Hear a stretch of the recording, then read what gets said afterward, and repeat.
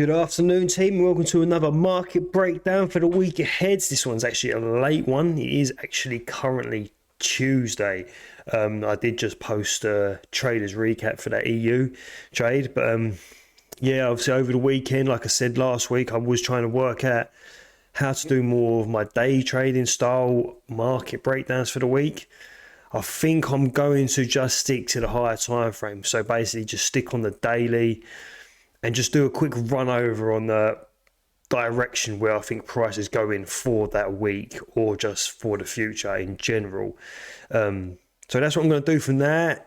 Maybe drop to the 4 hour and stuff, but I'm not really going to be going lower than that because I can't give you a weekly breakdown based on the 15-minute time frame. So yeah, I'm just going to run over things on the daily, maybe 4 hour, 12 hour, whatever. Stick to them higher time frames, just give it more of an overall idea of where I think the market's going, so you get an understanding of obviously where I know where I think the markets are going, and then if you want you can follow in line with that. So yeah, DXY, start on DXY. DXY, we are in a current bearish order flow. I have actually waiting for this internal liquidity to be swept and into this supply zone here. It has now been respected. Liquidity got taken, supply zone has been respected, and it has been pushing down now. And obviously this here will be marked as a breaker structure if today closes below. I am expecting today to close below. We do have NFP this week as well, so we must be careful of the trading conditions around this week. But yeah, we are in these areas here over here, so we have got to be careful because we're still in this weekly demand zone. So obviously highest time frame we are still bullish, but as you drop down lower we are currently bearish. So following that daily momentum, yeah, we are still very bearish. And if we're using a range tool here, I can see price breaking through this demand zone and pushing lower into this weekly level before we see some sort of reaction back to the upside. And it kind of falls in line with my idea for EU, where I think EU is going to be moving a lot higher for most of this year until maybe later on this year. So it kind of does, they both kind of fall hand in hand. I'm expecting DXY to drop down quite a bit into this lower region before pushing back upside and continuing that move to the upside. And then I'll get over to EU, but EU is the same kind of idea, but vice versa. So yeah, DXY, we're currently sitting in this weekly demand zone, but we are following that order flow down. And if we get a break here, then obviously we do have a huge supply zone that we're obviously going to have to mark out, because that did take out the liquidity as well. So we've got that whole range here. So yeah, I would just simply be looking for continuations on this. So pull back into this region, tap into anywhere within here, possibly that 50% mark, and then look for that shift in structure from there to come lower. We do have obviously we're in the daily, so we do have a range here, a demand area sitting here that we could look at for possible long positions. It is below the 50% of that weekly range, but then obviously we do have all these areas here that need to be filled. Demand zones are also sitting right down the bottom there. So yeah, there's a lot of regions we can be playing with here. Overall, just in the general idea of things, DXY, we are looking pretty bearish. But obviously do keep in mind that this is a daily time frame, because these pullbacks here, we can play these based on the 5-minute to 15-minute time frames for them day trades. So as long as we know where the DXY is going, everything else can fall into plan, but we need to know where this is going. At the minute, higher time frame, like I said, it's moving downwards. So swing trading wise, we can look for moves to the downside, but day trading wise, now if this does break below here, obviously we can day trade this up into this region before shorting to the downside again, obviously based on EU, GU and whatnot. Moving over to EU, yeah, like if you did watch the traders recap, you know I got that trade today, beautiful trade, taking that liquidity, and I'm just expecting obviously this liquidity will change to a break of structure if and when this closes above. So I'm just going to keep that as liquidity for now. Oh, just going to keep that as liquidity for now. So yeah, we're looking at this. I am actually looking at this key level here to be taken anyway. And I do have a supply zone sitting up here based off the weekly. So we've got a weekly supply zone sitting up here. And like I said with DXY, it just falls in line. It just falls in line so perfectly. Obviously we've broke this structure here. Even moving to that monthly, look, we've broke out of this range. So there's a lot of ways we can go about this. Obviously we can look at pulling up and then continue to the downside, but you could also look at this whole area as a ranging area, then a manipulation to the downside, and then we could distribute to the upside. So EU could have a long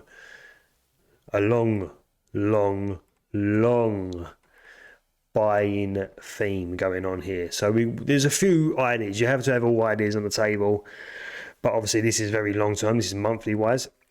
But for now, I'm just expecting the EU to move up to at least this region before we see some sort of reaction. Obviously, it doesn't always just go in one direction.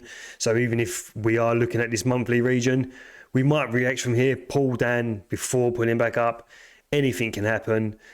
But my overall target at the minute is this key level here with the blue line. That's target one. That's what I'm looking at first to go. I just want that liquidity to be taken. And then if that does get taken, I'm looking at this weekly supply zone to be tested and then just see how we react from there. So DXY, I'm looking at downside. Euro, I'm looking at upside. Obviously, if we do break here, then we've got another whole new demand zone we will be looking at for EU, which falls in line with the respecting side of things. Yeah, it falls hand in hand with everything. You could narrow that demand zone down to here, to this candle here. More than likely, probably should, because you've got an imbalance sitting there as well. So you expect to roll over to the downside, tap into that demand zone, filling in that imbalance before pushing back to the upside. Moving over to GU, same kind of thing. This is the same kind of thing. I haven't done too much because I don't really look too much at GU. To be honest, every time I do seem to trade GU, it doesn't really play out. So EU is my main target man. And it is a bit more... it doesn't correlate to the DXY as much as EU does. So you can't, it's hard to, EU and DXY basically just correlate so much better. So yeah, GU is a bit more of a solo mission on that one. But yeah, GU is kind of the same thing. At the minute, we're very bullish. We do have liquidity here, so I was expecting price to pull into this region here before actually making a move. But it didn't. But it has built liquidity here now. So we've got liquidity sitting below here. So at some point, we could see price pull down, take that liquidity out, tap into this demand zone, and then carry on to the upside. But I do have an overall target here. I've had this marked out for a while. We've got this key level sitting here.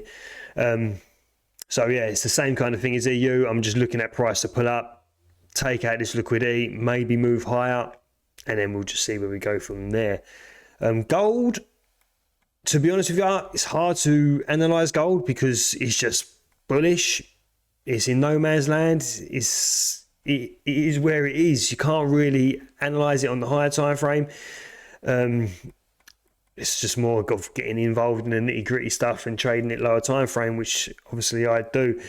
We have had a pretty impulsive move to the downside, but we are getting some sort of V-shaped reversal here. So yeah, we just got to be careful on this one. Obviously, I've not looked at it today really for trading wise because it's been a bit messy. We've taken out a lot of liquidity. We have respected this demand zone, which I've had drawn out. And yeah, it's just moving wherever it wants to move to at the minute. So yeah, it's a no trade day for gold. And I don't really know where it's going to head at the minute. It's quite hard to tell. It's just sitting at these highs. It could continue higher. It could drop. Obviously, gold does fall on, or does move, should I say, with a lot of news based from the US. So, and there's a lot of news coming out of the US at the minute. NAS 100, I'm expecting this to move downside at the minute. We've been in this really shitty price action for a while. I did catch a lot of trades.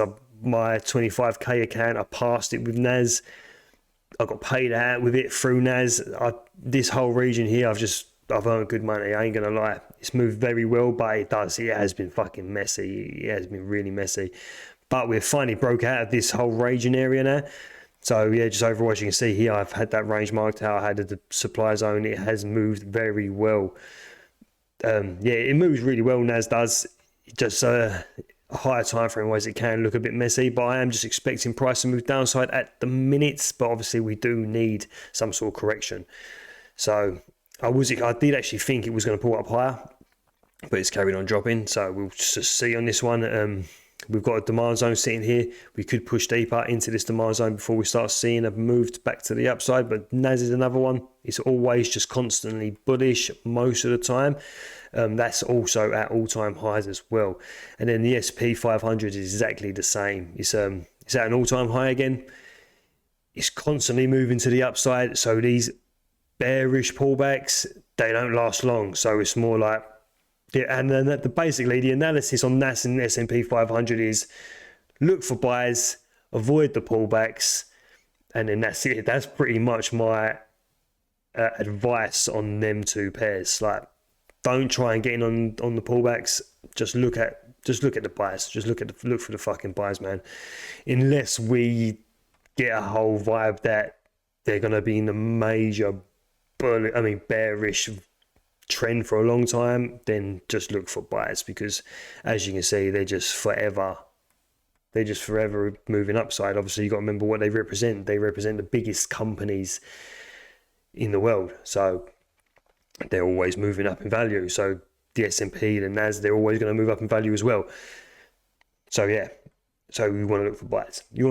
You can get in, obviously, day trading wise, shorts, which I do a lot, but the smart thing to do is just look for buys. If we break this range here, then we could start moving down a bit, but there's no clear targets as of yet. Obviously, we have a liquidity sitting here. We have a liquidity sitting here, sorry. Demand zone sitting here. So there are places we can look for targets and areas to respect, but I don't get too excited. I'm more just jumping on the nitty-gritty stuff. I look at the 4 hour in the morning, look at the 1 hour, jump straight into the 15 and 5 and just see if I can get a little in and out trade from there. Long term wise, I kind of know we're bullish. Check it every now and then. It's bullish. Fucking look at a monthly, it's bullish. Do you know what I mean? Like them pullbacks, all right, you might have a year of a pullback there, but you got to be careful still, because there's still an odd month or two where they're very bullish compared to the bearish. So yeah, overall, DXY, I'm looking at a bearish move for now.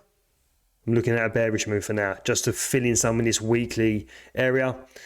EU's the same thing but opposite, so I'm looking at it moving upside before coming back downside, or possibly going to that monthly region I mentioned. GU is the same as well. It's moving bullish at the minute, so I'm expecting some bullish targets. And then gold, NAS and SP 500, they're all up in no man's land. They're all doing their thing. Just take your time with them. And yeah, that's it for the market breakdown. I might see if I can drop in a little swing trading market breakdown, but probably not. I have not looked at any swing trades this week. It's been pretty fucking dead for swing trading. So yeah, I will see. Choke up there, lads. I will see you guys in the next one. Thanks for watching. And these will get better and better. I'm getting used to doing a market breakdown video for this. It's obviously I'm trying to stick to the higher time frame, so I've got to try and get used to the rhythm of it. But yeah, thank you guys for watching, and I will see you at the next one.